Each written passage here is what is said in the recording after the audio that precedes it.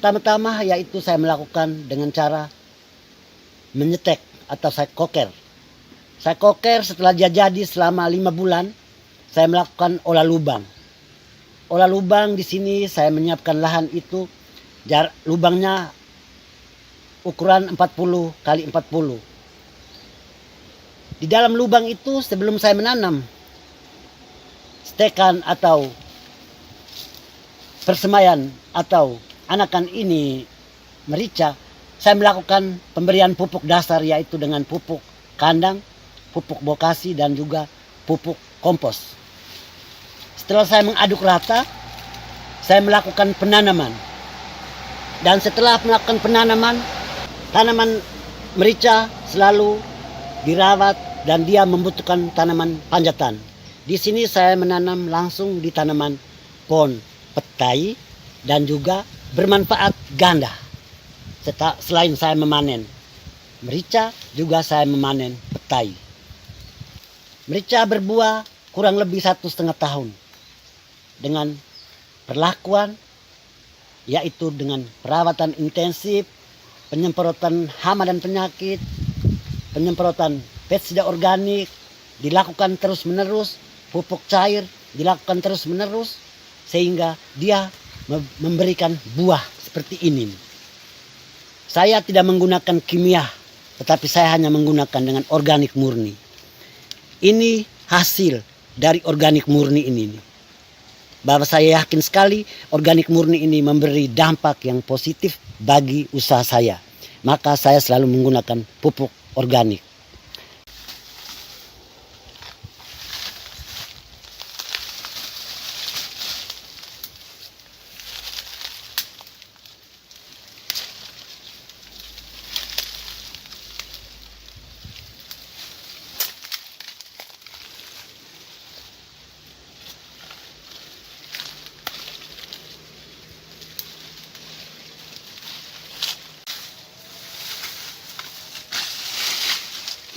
Misalnya coba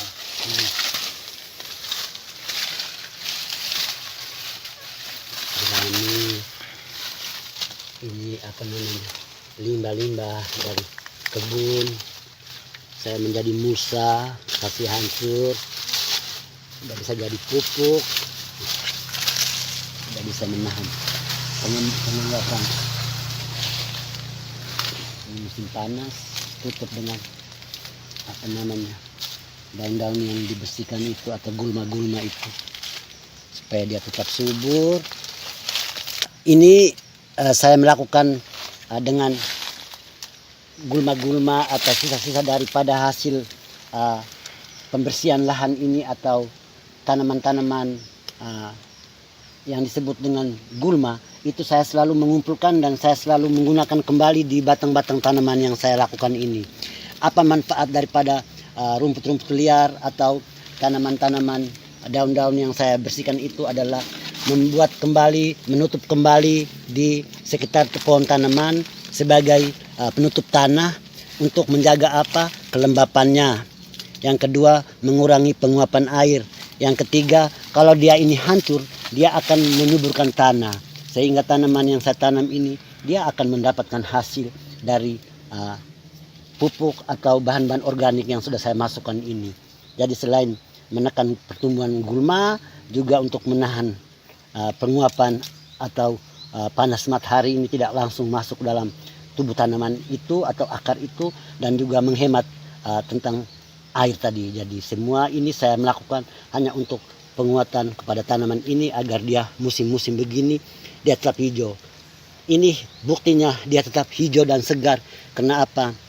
Di musim September, Oktober yang panas ini saya selalu menggunakan bahan organik ini dengan maksud supaya menekan penguapan, mengurangi penguapan sehingga tanaman ini tetap hidup dan segar seperti yang sekarang ada ini.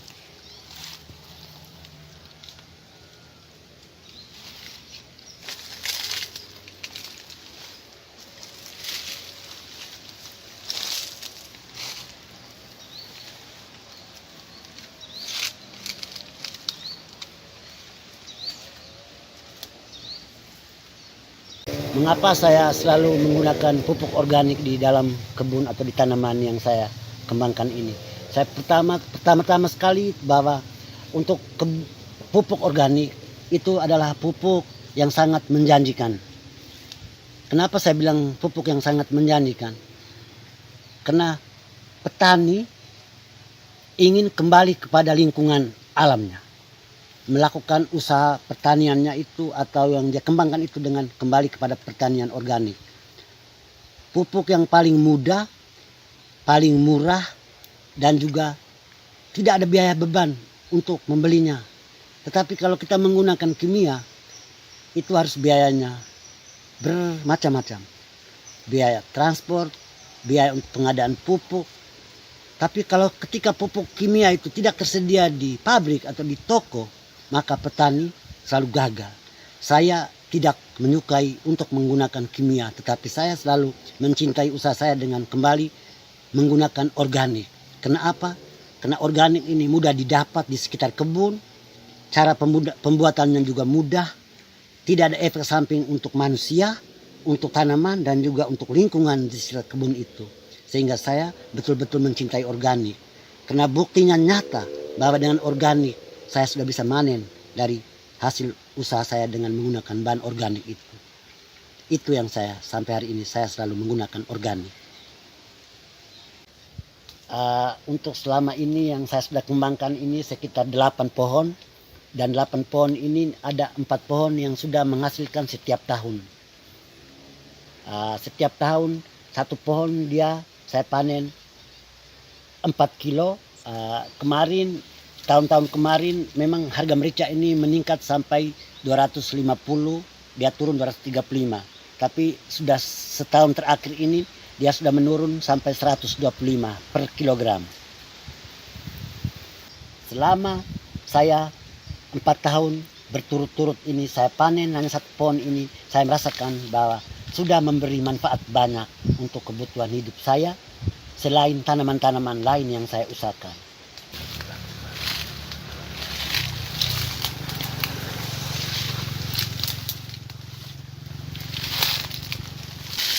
Ini siap panen ya? Ya, ini siap panen.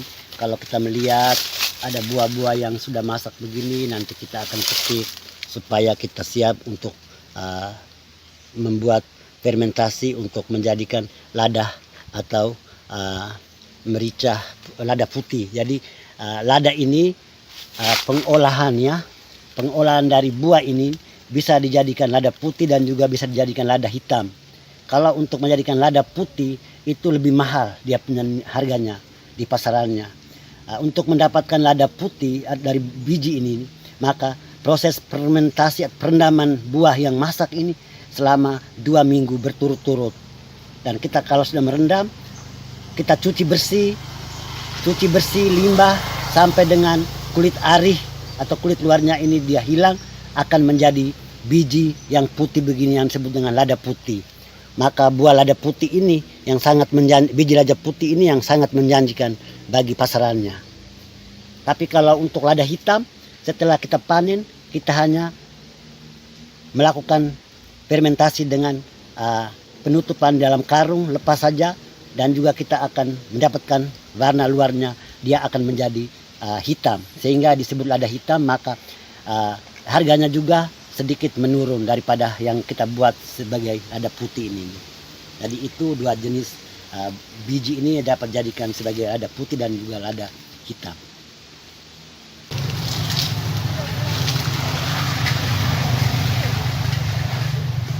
Ini yang merah sudah harus dipanen ya Bapak? Iya, ini yang nanti dipanen. Kalau terlambat panen nanti dia biji itu akan gugur semua dan jatuh. Tapi kita berusaha kalau sudah merah kita panen.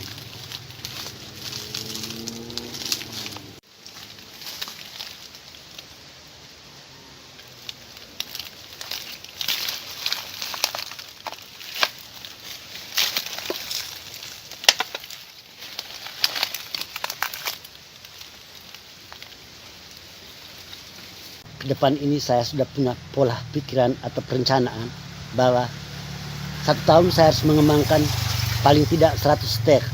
Kalau 2 tahun berarti sudah 200 pohon. Berarti dalam 200 pohon itu kalau dikalikan dengan 4 kilo per pohon, saya sudah mendapat untung yang luar biasa. Oleh karena itu, satu-satunya yang saya harapkan ke depan ini adalah saya akan memperbanyak pengembangannya lagi. Karena 4 pohon ini saya rasa belum cukup. Padahalnya tanaman ini sangat membantu sekali ekonomi rumah tangga, keluarga. Atau untuk kebutuhan-kebutuhan keluarga. Jadi saya pikir ke depannya mungkin saya akan mengembangkan lebih banyak lagi. Karena ini adalah tanaman yang betul-betul punya peluang untuk masa depan petani. Selain untuk pribadi, saya juga akan mengembangkan kepada petani-petani lain, orang-orang lain yang sangat membutuhkan pendampingan untuk bagaimana mengembangkan usaha ini. Sehingga dalam kehidupan setiap harinya, tentu mereka juga mendapatkan hasil dari tanaman yang kita inginkan bersama ini.